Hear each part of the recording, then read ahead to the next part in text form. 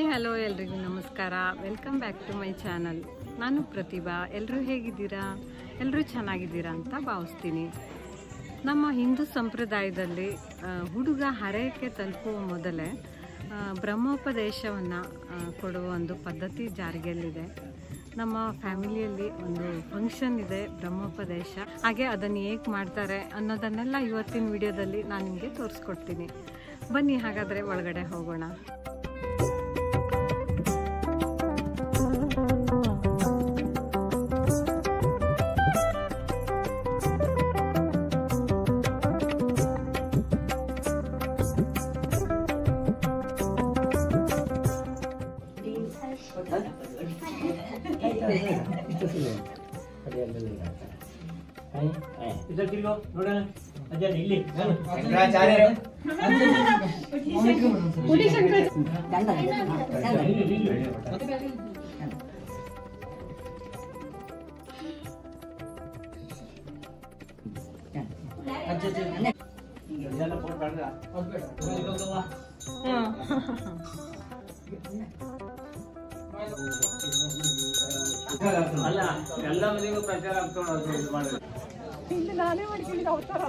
ಚಂದ ಅದು.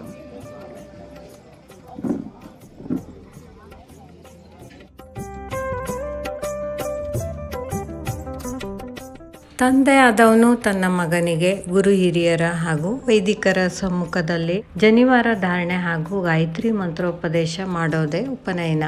16 ಸಂಸ್ಕಾರಗಳಲ್ಲಿ ಬಹಳ ಮುಖ್ಯವಾದಂತಹ ಸಂಸ್ಕಾರ ಇದಾಗಿದೆ. ಹಿಂದಿನಿಂದ ನಡೆದುಕೊಂಡು ಬಂದಿರುವಂತಹ ಪದ್ಧತಿಯಾಗಿದೆ. ವೇದಗಳ ಕಾಲದಲ್ಲೇ ಇದು ಪ್ರಾರಂಭವಾಗಿರಬಹುದು ಅಂತ ಹೇಳ್ತಾರೆ.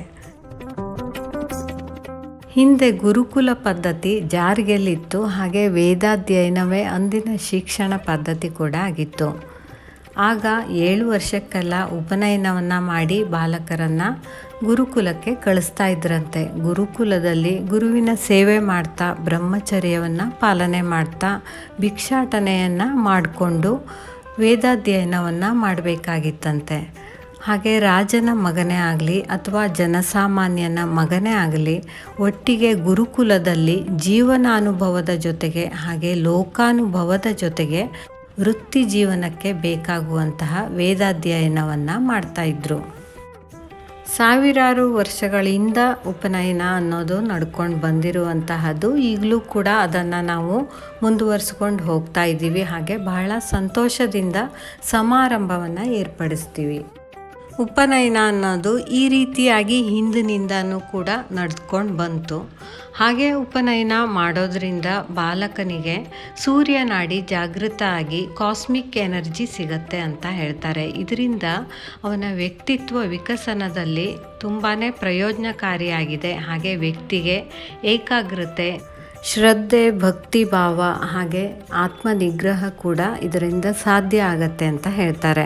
ಒಟ್ಟಾರೆಯಾಗಿ ಉಪನಯನವನ್ನು ಕೊಡೋದ್ರಿಂದ ವ್ಯಕ್ತಿಯ ವ್ಯಕ್ತಿತ್ವ ವಿಕಸನದಲ್ಲಿ ಇದು ತುಂಬಾ ಸಹಾಯ ಮಾಡುತ್ತೆ ಅಂತ ಹೇಳ್ತಾರೆ.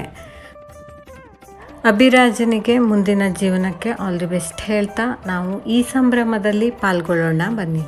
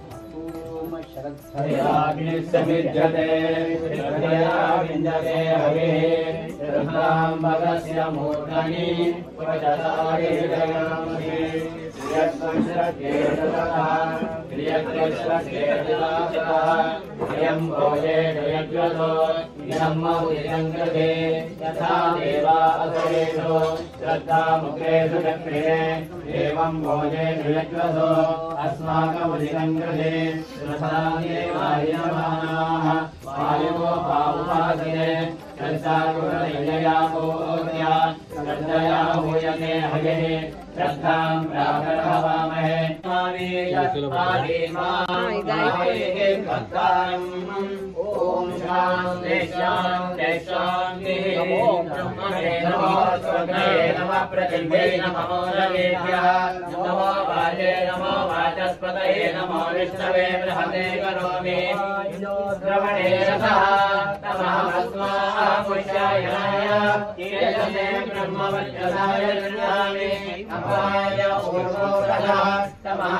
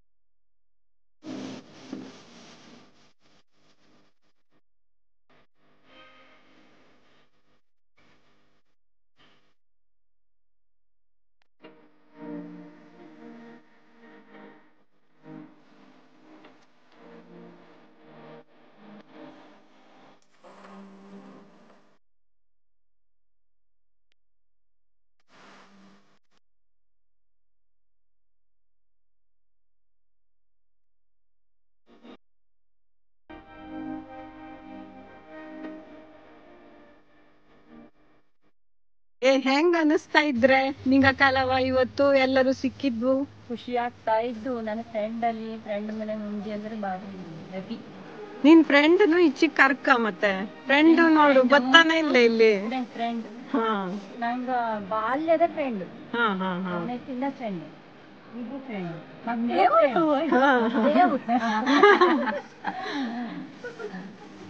ಫಂಕ್ಷನ್ ಅಲ್ಲಿ ಮೀಟ್ ಆಗಿದ್ದೆ, ಎಲ್ಲರಿಗೂ ಖುಷಿ ಆಗ್ತಾ ಇದ್ವಲ್ಲ. ಅದೇ ನೀ ಬಂದದ್ ಮತ್ತೂ ಖುಷಿ ಆಯ್ತು ನಮಗೆ. Thank you. ಇಲ್ಲಾದ್ರೆ ನೀ ಮಿಸ್ ಆಗ್ಬಿಟ್ಟಿದ್ರೆ ನಾವು ಈ ಹ್ಯಾಪಿ ಸಿಗ್ತಿತ್ತೇ ನಮಗೆ. Thank you thank you. ಬೆಂಗಳೂರಿಗೂ ಇಲ್ಲಿಗೂ ಎಷ್ಟು ಡಿಫ್ರೆನ್ಸ್ ಇದೆ. ಯಾವಾಗ್ಲೂ ಪ್ರತಿ ವರ್ಷನೂ ಅನ್ಕೋತಿದ್ದೆ ಯಾವ್ದಾದ್ರು ಫಂಕ್ಷನ್ ಇದ್ರೆ ಚೆನ್ನಾಗಿರ್ತದೆ. ಮನೆದೇ ಫಂಕ್ಷನ್ ಖುಷಿ ಆಗ್ತಾ ಇದ್ದ. ಹೌದಲ್ದ.